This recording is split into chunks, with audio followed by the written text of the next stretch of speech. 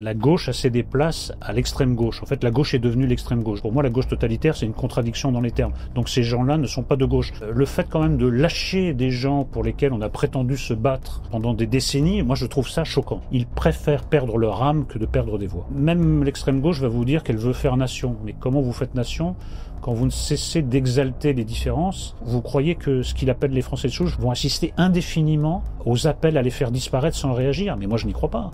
Il se passera peut-être quelque chose quand les belles âmes seront atteintes dans leur quotidien. Ces gens qui ont la salive à la bouche mêlée de sang, je trouve ça totalement odieux. Moi, je ne vois pas comment ça peut se terminer autrement que dans le sang.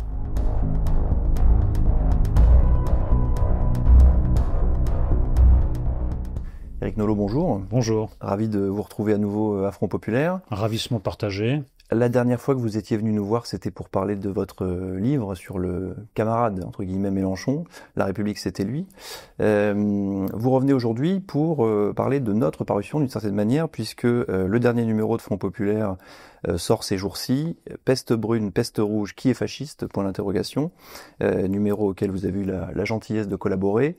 On a fait un petit entretien ensemble pour essayer d'analyser le parcours de la gauche, ce qu'on a appelé l'étrange défaite de la gauche, puisque, comme Michel Onfray, vous revendiquez d'une gauche qui n'a plus n'est plus tellement dans l'air du temps, malheureusement, en tout cas pour ce qui est de personnel politique.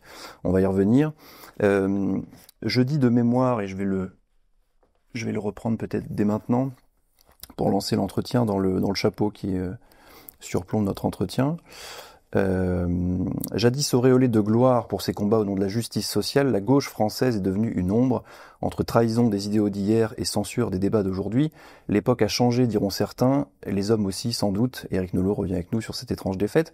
Quand on dit que l'époque a changé, que les hommes aussi, c'est une question un peu générale, j'en conviens, mais est-ce que vous pensez que c'est une question d'époque ou que c'est une question d'hommes ? Est-ce que c'est l'époque qui fait que le personnel politique a été obligé de courir derrière et de s'adapter, ou est-ce que finalement c'est quelques personnes qui mettent des nouveaux thèmes sur la table et qui font que l'époque suit ? Alors vous allez me dire, c'est peut-être un peu des deux, mais est-ce qu'il y a une préférence de l'un sur l'autre ? Certes, un peu des deux. Moi, ce que je constate, c'est que c'est pas si nouveau que ça.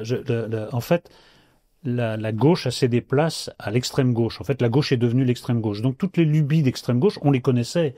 Déjà, l'antisémitisme à l'extrême gauche, à cause du conflit israélo-palestinien, le tiers-mondisme, une forme d'enragement anti-bourgeois, anti-capitaliste, une forme de véhémence, on les connaissait, sauf que c'était réservé à la marge. C'était quelque chose qui concernait 1%, un petit peu plus parfois, de l'électorat. Là, c'est central, puisque, en gros, ce que je viens de vous dresser, c'est le portrait robot de la France insoumise, qui est maintenant la principale force de gauche, à la fois dans les pourcentages de vote et à l'Assemblée nationale. Donc, en réalité, rien de nouveau, sauf que ce petit théâtre antifasciste, comme disait Jospin, eh bien maintenant, ceux qui jouaient les utilités jouent les premiers rôles. Donc ça change tout. Parce que effectivement, moi, en tant qu'homme de gauche, d'une certaine gauche, je ne peux pas me retrouver dans ce que je nomme la gauche, c'est-à-dire une gauche qui est anti-républicaine, anti-laïque, anti-universaliste, une gauche qui est en fait en contradiction totale avec mes convictions. Et en effet, je suis de ce point de vue-là très proche de Michel Onfray. Alors justement, lui aussi dit souvent, quand on lui pose la question, oui, mais quand même, est-ce que vous êtes toujours de gauche ? Il dit oui, moi j'ai pas changé de programme, c'est la gauche qui a changé, c'est ce que vous dites. Et il lui est souvent répondu, mais quand même, vous êtes plus le Michel Onfray d'une certaine époque, etc. Est-ce qu'on peut dire la même chose d'Éric Nolot ? Vous n'avez transigé sur rien, bougé sur rien, ou est-ce qu'il y a certains domaines dans lesquels vous dire, oui, je suis toujours de gauche, mais néanmoins j'ai évolué sur tel ou tel sujet ? Au début de mon pamphlet contre Jean-Luc Mélenchon, je recours à une métaphore ferroviaire, une expérience qui nous est tous arrivée. Vous êtes à bord de votre wagon, vous attendez que ça démarre. À un moment, vous avez l'impression que ça démarre. Or, c'est le train d'à côté qui est parti et qui vous a donné l'illusion du mouvement. Moi, j'ai l'impression qu'en effet, le train de la gauche est parti sans moi, et il est parti sur une voie de garage. La gauche a même déraillé avant d'atteindre la voie de garage. Et moi, je suis resté fidèle à ma place, non seulement droit dans mes bottes, mais droit dans ma place. C'est-à-dire, je suis fidèle aux idéaux que je vous ai rapidement esquissés, la laïcité, la République, l'universalisme, l'émancipation de l'individu par l'éducation. Je n'ai pas bougé. Je constate que ce n'est pas du tout l'agenda de cette gauche, ou de cette extrême gauche, pour employer des mots un peu génériques. Après, j'ai 64 ans dans quelques jours, entre mes 20 ans et mes 64 ans, il s'est passé quelques petites choses dans le monde. Ce que représentait l'islamisme quand j'avais 20 ans, c'est plus que l'islamisme aujourd'hui. C'est devenu un danger qui se rappelle à nous par des attentats, et plus même que par des attentats qui sont des événements tragiques, par une sorte d'emprise au quotidien, un assaut concerté contre la République. Écoutez, il faut être aveugle pour pas le voir. Et en effet, je réagis de manière différente simplement parce que la situation est différente. Donc, en effet, c'est un mélange, c'est un peu un mélange, c'est-à-dire que étant fidèle à mes convictions, je suis très éloigné de cette gauche qui me considère comme un social traître, mais objectivement, je perçois des dangers qui sont beaucoup plus présents qu'ils ne l'étaient il y a 3 ou 4 décennies, oui. Pour reparler non pas de Michel Onfray en tant que tel, mais je repense au livre en fait que vous avez écrit avec lui sur la gauche réfractaire, et bon, c'est pour les gens qui ne le sauraient pas, vous répondez, c'est un échange épistolaire. À un moment donné, il vous dit, vous discutez un peu de ce que c'est que la gauche et vos conceptions de la gauche, vous vous retrouvez d'ailleurs relativement. Simplement, il vous dit, quand la gauche devient totalitaire, antisémite, xénophobe ou terroriste éventuellement, comment tu te positionnes? Et vous lui répondez dans la lettre suivante, mais pour moi, une gauche qui devient terroriste, xénophobe, etc., n'est plus la gauche. Donc en fait, la question se pose pas. Et ça vient en fait, je m'interroge sur les conceptions qu'on peut avoir de la gauche. C'est-à-dire que est-ce que ça implique une potentielle, conception substantielle de la gauche? C'est-à-dire, est-ce que la gauche, c'est des principes et des idéaux, et quelque part qui sont transhistoriques, c'est-à-dire peu importe les époques, la gauche c'est toujours ça et ça restera toujours ça, ou est-ce que on peut en avoir une approche topographique, un peu ce que vous disiez tout à l'heure, c'est-à-dire que il y a un échiquier politique et puis ceux qui sont là se retrouvent ici, comme ça a été le cas. Bon, je pourrais faire une petite digression en parlant de l'extrême droite par exemple, c'est aussi on en parle dans ce numéro. Éric Zemmour, que vous connaissez bien, on lui a posé parfois la question, est-ce que vous êtes d'extrême droite aujourd'hui? On dit vous êtes d'extrême droite. Et il a répondu, en tout cas la fois où je l'avais écouté, je suis pas d'extrême droite parce que l'extrême droite, c'est des gens qui veulent renverser la République et rétablir la monarchie. Écoutez, moi je suis républicain et bonapartiste, j'ai aucun rapport avec l'extrême droite. Ça c'est vrai dans les années 30 avec Charles Maurras qui veut effectivement abolir la République pour restaurer la monarchie. Aujourd'hui, c'est plus tellement ça les critères de l'extrême droite. D'ailleurs, Jean-Marie Le Pen lui-même, qui est décédé récemment, voulait pas renverser la République et rétablir la monarchie.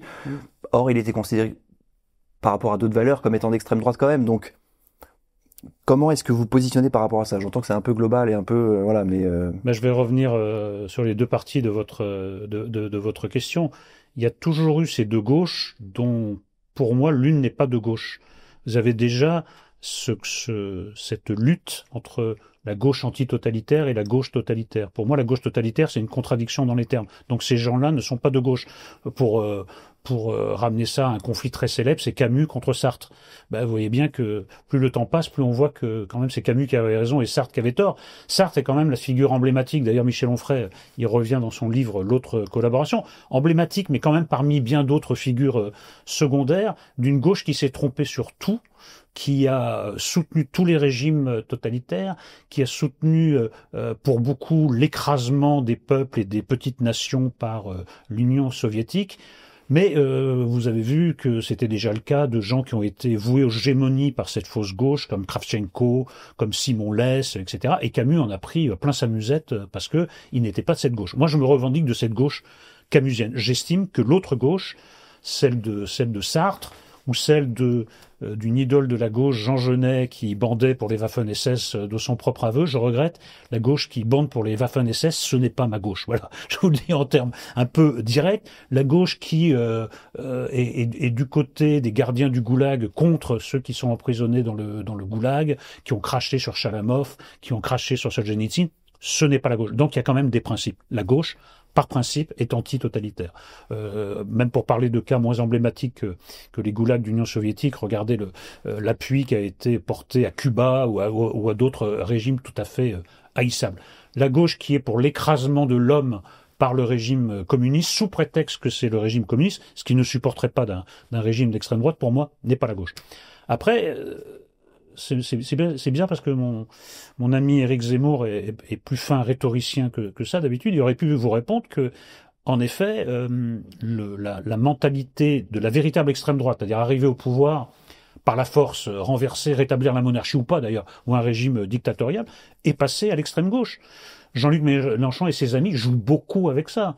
C'est-à-dire qu'ils laissent entendre que si on n'y arrive pas par les urnes, on prendra le pouvoir par la rue et par la violence. Ils sont très fascinés par la Révolution française, par toutes sortes de révolutions d'ailleurs. Ils sont très fascinés par les régimes sud-américains qui ont pu également s'imposer par la force.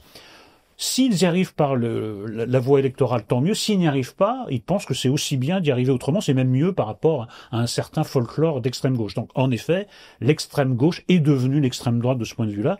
Ce sont les seuls, à ma connaissance, c'est pas le cas de Marine Le Pen, par exemple, faut le dire, qui n'exclut pas de parvenir au pouvoir par la force, c'est-à-dire par des voies extra-démocratiques. Donc, voilà ce qu'aurait dû vous répondre Éric Zemmour, qu'il me consulte la prochaine fois avant de vous répondre.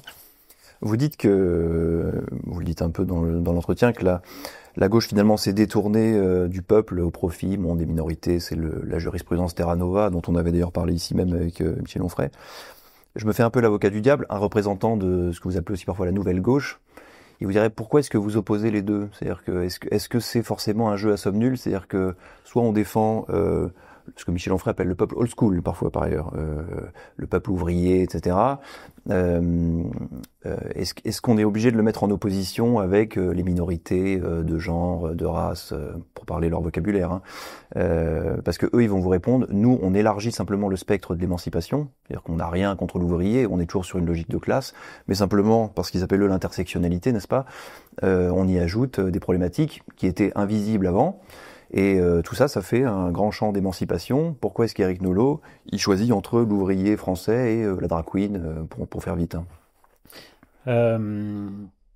D'abord, il y a quelque chose de très choquant dans le cynisme de Terra Nova, parce que ce grand remplacement là, on peut utiliser cette expression parce que c'est ce que propose Terra Nova, hein, un remplacement d'un peuple par un autre. Peuple old school, ça me va très bien. Peuple vieille école par un nouveau peuple. Bon, il y a quand même un cynisme incroyable. Et puis le fait quand même de lâcher des gens pour lesquels on a prétendu se battre pendant des décennies, moi je trouve ça choquant. Tout d'un coup, vous avez cessé de nous servir. Et puis il faut lire quand même la note de Terra Nova dans le détail. Il vous explique que ces gens-là pensent mal. Oui. Ils sont pas ouverts aux nouvelles théories, ils sont pas ouverts aux progressistes, ce sont des gens très rétrogrades, ce sont des gens qui sentent un peu mauvais, quoi. Donc quand quelqu'un sent mauvais, il faut s'en éloigner et essayer de le remplacer par quelqu'un qui est parfumé. Bon, moi déjà sur la présentation, je trouve ça extrêmement choquant. Mais de l'autre côté, c'est pas un jeu à somme nulle, parce que quand vous défendez le peuple ouvrier, vous défendez la justice sociale, vous allez défendre quoi de l'autre côté? Pour ce qui est des minorités sexuelles, etc., je ne parle pas évidemment des droits fondamentaux ou de les protéger contre l'homophobie, la transphobie, tout ce que vous voulez. Mais simplement, vous allez aboutir à quelque chose qui est devenu la négation de la démocratie et même la négation d'une possibilité de démocratie. C'est l'extension infinie des droits individuels. C'est-à-dire, vous devez satisfaire en permanence ces minorités qui vont vous demander encore plus. Quant aux populations immigrées, pour satisfaire cet électorat, et alors depuis que j'ai publié ce livre contre Mélenchon, je pense que la réalité n'a fait que me donner raison, vous allez tout lâcher. C'est-à-dire vous allez donner droit, vous allez satisfaire le communautarisme le plus débridé, le plus décontracté. C'est-à-dire vous allez abandonner l'identité française, qui est laïque, républicaine, pour faire plaisir à l'électorat dont vous briguez les bulletins de vote. Donc c'est pas du tout la même chose. D'un côté, vous prêtez attention à la justice sociale, vous voulez que la justice sociale progresse en France, qui serait contre?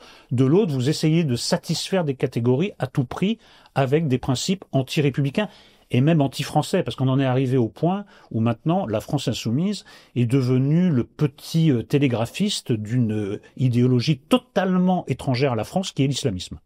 Donc, c'est tout sauf un jeu à somme nulle. Et vous dites d'ailleurs, on l'a choisi pour titre à l'entretien, que c'est le parti de l'étranger, hein, aujourd'hui. Mais pour moi, c'est un parti de l'étranger. Ils ont d'ailleurs plus ou moins acté ça pendant la dernière campagne européenne, où Rima Hassan, et LFI avec elle, n'a fait campagne que sur le conflit israélo-palestinien. Elle ne vous parlez absolument jamais de la France, absolument jamais de l'Europe. Pourquoi? Parce que Rima Hassan était là pour s'adresser à un certain électorat et pas aux autres. Et vous savez, pas les autres, c'est pas seulement les ouvriers, c'est le reste de la population française. Et les filles a cessé de s'adresser aux Français en général, ne vise qu'une catégorie, qui est un calcul qui peut marcher, puisque le ticket d'entrée au second tour de la présidentielle, ce sera peut-être pas 25 ou 30%. Donc, vraiment en s'appuyant sur ce noyau électoral, ça peut marcher d'un point de vue électoral. Puisqu'on parle de Rima Hassan, ça me fait penser que, on sait qu'elle n'a pas été, elle pas tout à fait reconnue pour avoir soutenu Boualem Sansal, qui est actuellement en prison en Algérie. À l'heure où on tourne cet entretien, quelques jours auparavant, il y a une résolution qui a été proposée au vote à l'Assemblée, à la Commission des Affaires étrangères, pour la libération immédiate de Boualem Sansal.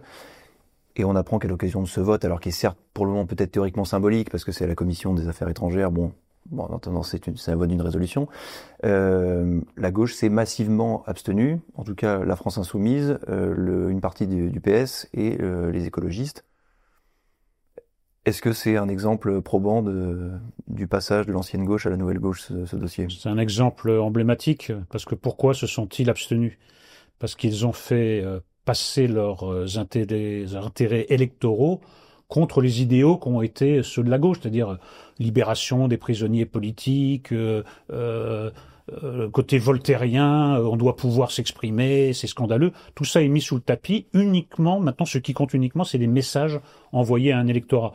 Or, il y a une propagande algérienne qui est relayée ici, comme quoi Boualem Sansal serait islamophobe, donc marabout, bout de ficelle, selle de cheval, vous ne pouvez pas soutenir Boualem Sansal puisque ce serait soutenir l'islamophobie, ce qui, entre parenthèses, est faux totalement. C'est pas quelqu'un qui est islamophobe, simplement, c'est un franco-algérien, donc dans franco-algérien il y a français, il est du côté de cette France laïque, voltairienne, républicaine. Mais vous ne pouvez pas le soutenir parce que ce serait envoyer un message négatif, vous pourriez perdre une ou deux voix. Ils préfèrent perdre leur âme que de perdre des voix. Sans compter que, Michel le répète maintenant allègrement, a raison, qu'en plus il a eu un avocat juif récemment qu'on lui a demandé de mettre sur le côté pour prendre un avocat quand même qui présentait mieux. Vous imaginez où on en est quand même. Oui, c'est désolant en effet. Cet antisémitisme et cette judéophobie officialisée, c'est-à-dire. Et il y a quelque temps, quand la gauche était un peu moins indigne, il y aurait eu des protestations incroyables contre ça en disant mais comment, déjà cet homme est malade, il est interné dans des conditions, voilà, il a pas droit à une défense qui est le minimum quand même en démocratie, une défense digne de ce nom, et il faut pas que son avocat soit juif. Je pense que toute considération mise à part, toute conviction mise à part, il y a encore 10 ou 20 ans, la gauche aurait été unie pour dénoncer ça. Mais là, elle est complètement mangée au vert de l'islamisme et on en arrive à des votes ou plutôt à des non-votes aussi indignes. Non, mais vraiment, c'est absolument écœurant, révoltant, ces gens me dégoûtent. Mais surtout pour des gens qui voient le retour des années 30 en permanence. Parce que quand vous dites votre avocat il est très bien mais il est juif, donc prenez-en un autre. Voilà. Votre couverture, cher ami. C'est vrai. Couverture de Front Populaire, en effet, la vision des Juifs par Jean-Luc Mélenchon ou la vision des Juifs par le régime pétainiste, je pense qu'il y a des parallèles à faire. Oui. Voilà. Autre parallèle, justement, vous parliez de la démocratie qui est relativement mise à mal par l'extension des droits, c'est-à-dire que finalement, l'idée même de communauté nationale s'effrite et s'effondre du fait que si chacun est séparé de son voisin par un abîme infranchissable du fait de son identité propre, après tout, on n'a plus rien en commun. Il y a quelqu'un qui parle beaucoup de ça dans ses livres, c'est Marcel Gauchet, et il se trouve qu'on fait un entretien aussi avec Marcel Gauchet dans ce numéro, au sujet d'un thème important à mon avis, qui est celui de la préférence nationale. Pourquoi je dis ça? Parce que, puisque dans ce numéro il est question de la gauche et de l'extrême gauche, de l'extrême droite, lui il dit, d'ailleurs c'est le titre de l'entretien, faut arrêter avec cette histoire de préférence nationale parce que la préférence nationale est consubstantielle à l'idée de nation, sans quoi, etc. Ce que vont répondre les gens en face, c'est oui, mais justement, parce que je crois que c'est Jean-Yves Camus qui dit ça, en fait, la préférence nationale aujourd'hui, c'est le cœur nucléaire du Rassemblement national, parce que c'est ce qui peut encore les rattacher à l'extrême droite stricto sensu, parce que sinon on peut pas leur reprocher grand-chose. Après, c'est des querelles idéologiques. Mais la préférence nationale, de leur point de vue, ça rompt le pacte d'égalité républicain, la République censée être universaliste complètement, et on n'est pas censé faire de discrimination sur l'origine nationale, en l'occurrence. Alors que demain, potentiellement, si on a une préférence nationale, on peut dire écoutez, vous voulez tel poste dans telle entreprise, vous avez une carte de nationalité, vous êtes roumain, il y a un Français ici, il aura le poste avant vous. Marcel Gauchet vient de la gauche antitotalitaire, etc. Il a quand même des brevets. Voilà, c'est difficile d'en faire un fasciste. Comment vous voyez cette histoire de préférence nationale? Est-ce que pour vous c'est un plafond de verre, ou est-ce que c'est un débat un peu ridicule? Un peu de tout ça, parce que la préférence nationale existe dans les faits et c'est même pas contesté. Le droit de vote, après tout, n'est pas pour tout le monde en France. C'est la première chose. Ensuite, ce qui rend la réponse difficile, c'est qu'en effet, l'expression de préférence nationale fausse le débat. Parce que tout de suite, là, vous ouvrez une forme de boîte de Pandore. On a l'impression que Pétain va sortir de sa tombe et venir vous tirer par les pieds la nuit. Moi, je crois qu'on ne peut rien construire si d'une certaine manière, mais sans que ça aille jusqu'à la xénophobie, mais évidemment, sans que ça aille jusqu'à la discrimination, mais on ne considère pas qu'il y a un nous et un eux. Il faut quand même que pour faire nation, vous considériez qu'il y a quelque chose qui nous unit et qui n'est pas tout à fait la même chose que les voisins, même si on a d'excellents rapports avec eux. Et d'ailleurs, c'est réciproque. Moi, je ne demande pas, quand je vais dans un pays étranger, d'être traité exactement comme les gens. Je trouve ça bien qu'il y ait tout de même une identité propre, plutôt qu'une dissolution dans une sorte de grand tout où en fait vous êtes né là ou là, c'est la même chose, et puis en fait les gens sont interchangeables. D'ailleurs c'est un peu le rêve d'ailleurs des tiers-mondistes, hein. En fait, un homme égale un homme, peu importe si pendant 40 ans il a vécu dans une autre culture. Puis c'est un peu aussi le rêve du capitalisme, hein. En fait, un travailleur peut être un travailleur. En plus, le deuxième travailleur, si vous pouvez le payer encore un peu moins cher parce qu'il vient de l'étranger, c'est bien. Donc en fait, je comprends d'où vient ce tir de barrage contre la préférence nationale. L'extrême gauche et le grand capital y ont intérêt. Moi, je crois que sans que ça prenne des formes agressives, il faut quand même une forme de barrière, de distinction. Voilà. Nous et eux, c'est pas tout à fait la même chose. Ça veut pas dire que j'ai envie de me battre avec eux. Ça veut pas dire que j'ai envie de les exterminer. Ça ne veut même pas dire qu'ils ne sont pas les bienvenus. Ils sont les bienvenus à certaines conditions. C'est qu'ils se conforment à une grande histoire qui est celle de la France, à une grande civilisation qui est celle de la France et de l'Occident plus généralement. Mais dès que vous avez dit référence nationale, le débat devient impossible puisque vous êtes au mieux pétainiste, au pire fasciste. Ça me fait penser que vous faisiez d'ailleurs, vous en appeliez à Zygmunt Bauman dans le livre La gauche réfractaire, sur justement dire qu'il fallait sortir de cette logique de la société liquide, hein, des flux, c'est-à-dire que tout est interchangeable, tout est dans tout, et que une nation a forcément une substance, ou sinon la Roumanie, l'Argentine et la France, c'est exactement la même chose, et donc c'est problématique. Mais moi, je ne veux pas que ce soit la même chose, vous comprenez? Bien sûr. C'est-à-dire que moi, comme amateur de littérature, je reconnais dans des auteurs roumains ou argentins des traces d'une tradition. Ça me fait penser à d'autres auteurs roumains. Je trouve ça formidable. Après, il y a des auteurs roumains qui vont s'exprimer en français ou des argentins en français. Voilà, c'est un autre contact, mais ils partent d'une autre langue. Si tout le monde parle une forme de globish qu'on voit un peu en littérature d'ailleurs, où tout est un peu une absence de style, où les styles sont interchangeables et au fond ils écrivent dans un espagnol très moyen ou un roumain très moyen pour être facilement traduit et pouvoir s'adresser au consommateur mondial. Je trouve que ce gloubi-boulga, personne n'a à y gagner. Après, ça veut pas dire qu'il faut se replier sur un folklore ou une sorte de séparatisme dans un village gaulois, mais je crois à la séparation. Je crois qu'il faut une barrière pour déterminer un chez nous et chez eux. Voilà. C'est ce que disait d'ailleurs Lévi-Strauss à un moment donné, qu'on a fini par accuser de différentialisme culturel. On lui a dit c'est un peu louche ça passerait pas un peu de la xénophobie Oui, parce qu'on a préféré mettre d'autres choses en exergue ou en relief chez Lévi-Strauss. Puis un jour, on a tout lu et on s'est aperçu qu'il disait certaines choses qui arrangeaient moins nos amis progressistes que d'autres, évidemment.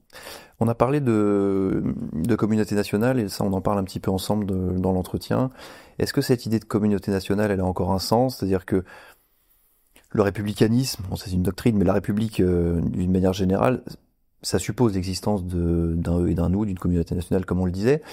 Cette gauche radicale que vous pointez du doigt, à partir du moment où elle met en exergue systématiquement des différences à l'intérieur même de la nation, entre ceux qui ne sont pas de la même classe, donc qui n'ont pas d'intérêt commun, ceux qui ne sont pas de la même race, donc qui n'ont pas d'intérêt commun non plus, ceux qui ne sont pas ni du même sexe, ni même du même genre, ou qui se perçoivent autrement. Alors comment est-ce qu'on fait nation, entre guillemets, dans ce cadre-là? Vous allez me dire, on le fait pas, c'est d'ailleurs tout le problème. Là où on va plus loin dans l'échange, c'est, vous dites que tout ça peut potentiellement très mal se terminer. Alors guerre civile, tout de suite le mot est peut-être un peu fort, mais en tout cas, vers où ça peut nous mener parce que la logique, c'est que il y aura affrontement à un moment donné, potentiellement. Mais je le crois inévitable. Je crois l'affrontement inévitable. D'ailleurs, ça se passe en deux temps. D'abord, en effet, même l'extrême gauche va vous dire qu'elle veut faire nation. Mais comment vous faites nation quand vous ne cessez d'exalter les différences, quand vous ne cessez de donner droit aux différences, c'est-à-dire que on demande des accommodements raisonnables avec la laïcité, avec la République, ce qui est un processus sans fin, parce que qui décide que c'est raisonnable ou que ça devient déraisonnable? Regardez ce qui se passe dans les municipalités gérées notamment par les écologistes. Il y a une forme de démission, de capitulation en rase campagne.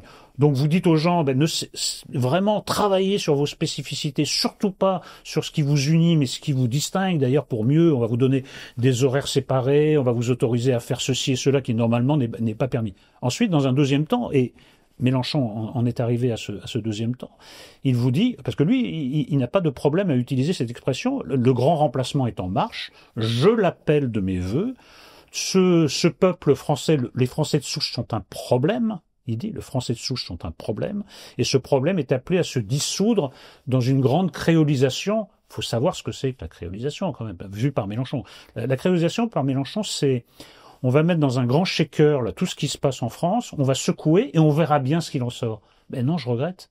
La France, pour moi, c'est pas une pochette surprise. On vient de quelque part. On vient d'une histoire, on vient d'une civilisation tourmentée. La France n'a pas été, n'est pas restée la même, évidemment. Elle a évolué, des changements de régime, des événements tragiques, des guerres, des révolutions, etc. Mais il y a un processus. Nous venons de quelque part. Lui dit, non, fini, table rase, il faut une nouvelle France, un nouveau peuple, et comme tous les totalitaires, il veut un nouvel homme. Donc tout ça est combiné avec le wokisme, le féminisme, pour en finir avec tous ces gens qu'on appelle des Français de souche et qui pour lui sont une abomination. Vous croyez que ce qu'il appelle les Français de souche vont assister indéfiniment aux appels à les faire disparaître sans réagir? Mais moi je n'y crois pas.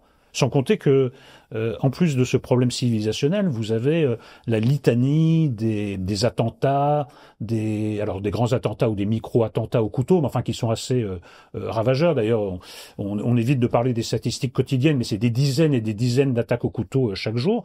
Ça monte. Moi, je ne vois pas comment ça peut se terminer autrement que dans le sang.